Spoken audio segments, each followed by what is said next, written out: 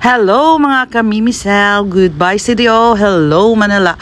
So mani detod ko Manila no, ako lang ang nag-flight going to Manila kay na ako atinan nga 1 day seminar and then nagpabook na detod ko sa Manila Hotel uban ako ang akong anak nga si Lihay kay naaman siya dinhi sa Manila ag school.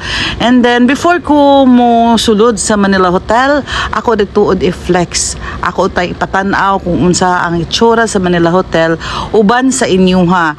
O manginaot ko no nga magtan-aw mo sa akong video vlog dinhi sa Manila Hotel. Humanon gyud ninyo kay murag gyapon mo nag-uban nako dinhi sa Manila Hotel. Hala sige, tara na.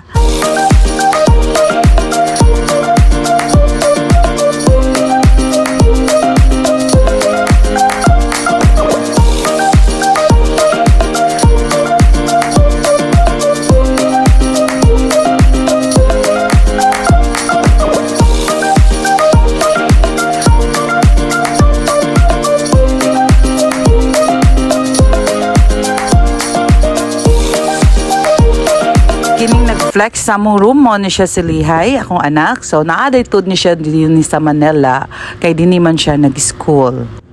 Basta bitaw pag open bitaw sa cortina sa window glass sa terrace, basta kay nakaingon jud ko.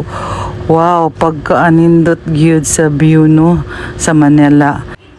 In fairness, lami gyud kaayo ang ilang pagkaon sa breakfast, as in mawala gyud ang akong diet no. Instead nga ga-diet ko, dili ba jud ko ga breakfast na taud-taud na tungod kay nagketo diet ko, pero nag-cheat gyud ko ani nga day uban sa akong anak. Ang ila day tuod breakfast day to dinino kung wala ka nag-stay sa hotel, ang worth sa ilang breakfast is 1,500, as in kamahal jud kaayo dinino. Pero kung magpabook ka or dili ka nag-stay sa Manila Hotel, libre na ang breakfast nila for 2 packs. Okay, kay nag-stay man mi dinhi sa akong anak, so libre rami og breakfast. Ang 12K na akong gibayaran dinhi, sulit ra pud kaayo no. Gawas ang pagkaon na nindot, lami pagyud. Ang serbisyo dinhi sulit pud kaayo no. Kay nindot pud ang room, dako ug hinlo. For more update, please subscribe Mimi Vlog on my YouTube channel and don't forget to like, comment, and share.